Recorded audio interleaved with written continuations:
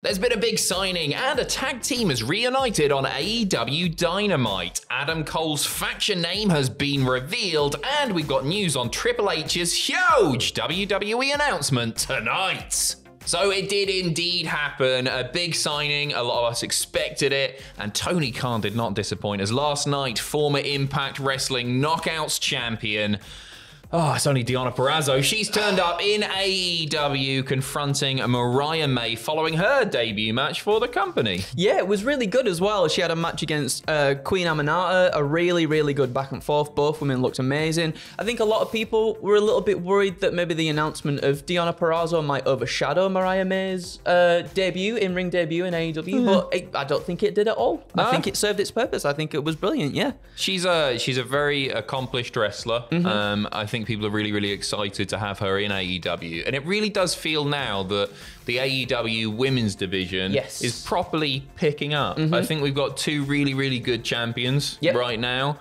Deonna Purrazzo is a great signing, will help things. If reports are to be believed, it looks like Mercedes, the former Sasha Banks, she's on her way in. It looks like they're really properly investing in the women's division, and I'm actually really, really excited. Yeah, me too. I mean, the crowd last night seemed really excited as well for the women's match. They were really getting behind it, and it's something that a lot of people have wanted for a long time at this point. There's been a lot of criticism about the booking of the women's division in AEW, and now, as you were saying, it just feels like they're really bolstering that and starting to sort of like pick it back up again to the place where it should be, because there's so many talented women's wrestlers within AEW as it is already, you know, so why not just capitalize on what you've got? For sure. Just to run down quickly what happened following the match, Renee Paquette interviewing May.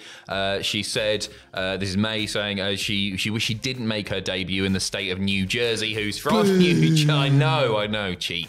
And then, of course, Jersey native Deonna Purrazzo comes out.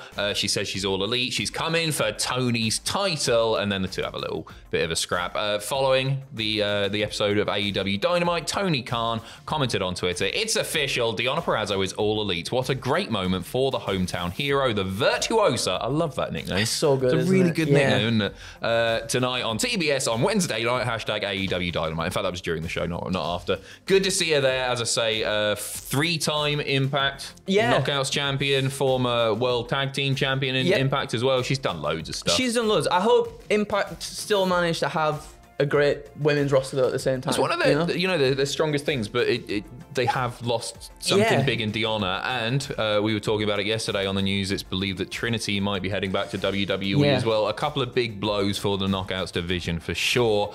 We saw a star return and a tag team reunite on last night's AEW Dynamite. So following a match between Orange Cassidy and Dante Martin for the International Championship, Cassidy retained, of course. Danhausen and Hook came out in support of Orange. Action Andretti, Darius Martin come out for Dante. But then Private Party made their return. It's been a while, hasn't it? It's been a while. Cassidy, Mark Quinn. Yep. Mark, we've not seen since December 2022. A long time. Shoulder injury, I think, took him out for a very, very long time. Obviously, Isaiah Cassidy has been hovering around with Matt Hardy and Jeff Hardy, the Hardys, for a long while now. Yeah. And those two came out and they put every single tag team in AEW on notice, and it was lovely. And I mean, it's always great to see someone back after an injury, and it's great to see Private Party back together again, because I just feel like Isaiah's been floating around with nothing much to really do. Yeah, a little bit, just waiting, I guess. And now, hopefully, 2024 is the time for Private Party. It really did take me back to simpler times in AEW. Honestly, it was. I found it like, it's daft because the company's not even been around for that long, but it was nostalgic for me, which seems, because AEW, even in the time that Mark Quinn's been off TV, has changed so dramatically, so much, massively. And Private Party was super featured on AEW TV. I actually think they're really underrated. You talk about great AEW teams, and I don't think people often bring up Private Party's name straight away, but actually they did an awful lot in AEW, and I think they were really consistently entertaining to watch. I agree, and then I feel like they had some momentum as well, right up until obviously Mark Quinn got the injury, and then gets sadly taken away from you, and hopefully they can pick that back up again. Because yeah, like when they were a prominent tag team within AEW, within the division and everything, I was like, these guys are so good. I really do hope they get a tag team championship reign at some point as well. Big pop, big welcome back chant. Yep. The fans haven't forgotten. Welcome back, Mark Quinn. Eddie Kingston's first title defense has been revealed as well. A 4-way match on last night's show to see who would get the first shot at Kingston's title, Triple Crown.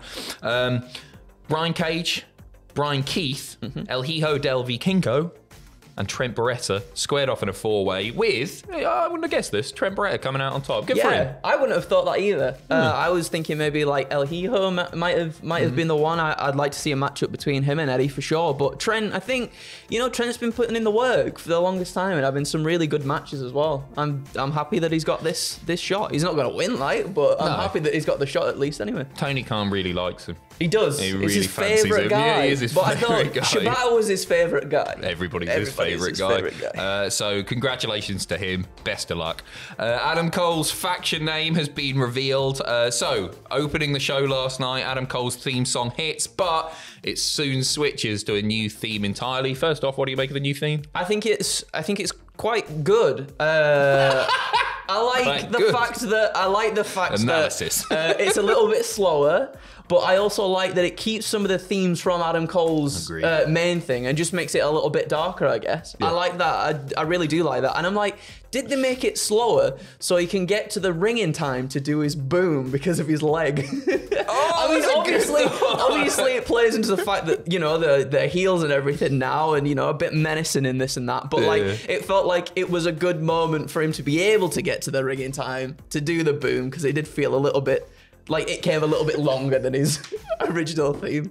I like that. Yeah, well, I started taking the piss there. I was, good analysis, that it was a good song or whatever. No, but man, you really giving it some thought there. Genuinely, I really like it, yeah. Anyway, it was revealed that Adam Cole is leading a faction called Undisputed Kingdom.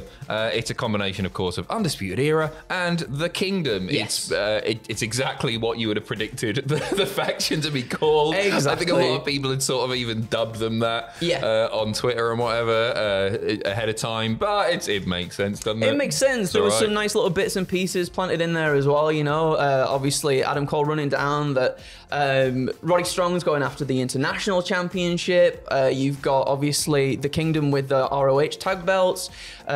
He was like, Wardlow's going to go after the AEW World Championship, but when I'm ready to return, he's going to relinquish it and give it to me. He's going to forfeit and give it to me. And obviously we're planting seeds there for a Wardlow turn already. Yeah. And hopefully he gets that moment in which kind of was almost taken away from him with the MJF stuff. I wonder if we can run that back and have that actually happen for him finally. I felt so bad for Wardlow because it was massively overshadowed by the MJF stuff. And I'd really like to see him get that world title. Definitely. Well, we were talking about it yesterday. I'd like to see Swerve do it more. So. Yeah. There's a lot of people. There are a lot of people. It reminds me of when I was a kid and I wanted a DX NWO collaboration, one big faction for all of them, and I called it D-Generation New, which is the worst combination. It's the worst way to do it. I like that. Thank you very much. Cheers. Copyright Adam Pacitti, registered trademark.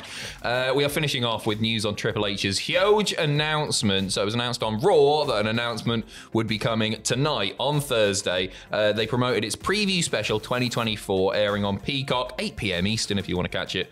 While no details are given, it was revealed that Triple H will make a big announcement on the show. Promotional graphic showed CM Punk, Rhea Ripley, Bianca Belair, Montez Ford, Ilya Dragunov, and this has led to a lot of fan speculation that it might be something to do with TNA, especially with TNA now promoting their pay-per-views as premium live events. That's been floating out there, but PW Insider have killed it. Yes, they said Triple H announcement tomorrow is not related to a TNA working agreement or anything related to that company. There's absolutely nothing to that connection being made. I would have quite liked to have seen that, I mean, obviously we've seen things. We saw Mickie James turn up in the Royal Rumble with the Impact Knockouts Women's Championship. Yep. So, I mean, it's not out of the realms of possibility that it could have been something like that, but unfortunately it seems not to be. I mean, there's a lot more in it for TNA than there is WWE, yes, obviously. Yeah, I don't see it happening at any time. So I don't know. Never say never, right? Because it's wrestling. Yeah, for sure. What I think the TNA thing people are reading too much into with them rebranding their pay-per-view to Premium Live event. I think it's just messaging, isn't it? You don't want to. It's the word pay, essentially. Yeah, it's the word pay, and then premium live. It sounds almost grander in some sort of like you getting this amazing product. Yeah, it's premium. It's better than the weekly offering, which you're catching on TV, and it doesn't imply immediately that there will be a monetary exchange to watch that event. I think it's just that simple. I don't personally like premium live event. I can't get used to it, but I get why they're doing it. Yeah. But it's weird that TNA have then copied that because it felt like a WWE thing. Maybe other places are using it. I don't know. But don't expect to see a big TNA announcement today. You got any idea on what it might be? No clue at all. Genuinely, it could be it could be just like tickets are on sale for X, this, that, and the other. Yeah, no. Looking forward to seeing what it is. It's probably going to be something just very not minor, but like Trips won't let us down. He wouldn't dare. Thank you very much for watching. We will be back very, very shortly with lots and lots of wrestling news. New Japan is on right now. Wrestle Kingdom is on right now. And I think we might have a little bit of big news coming out of that. We'll see. Take care.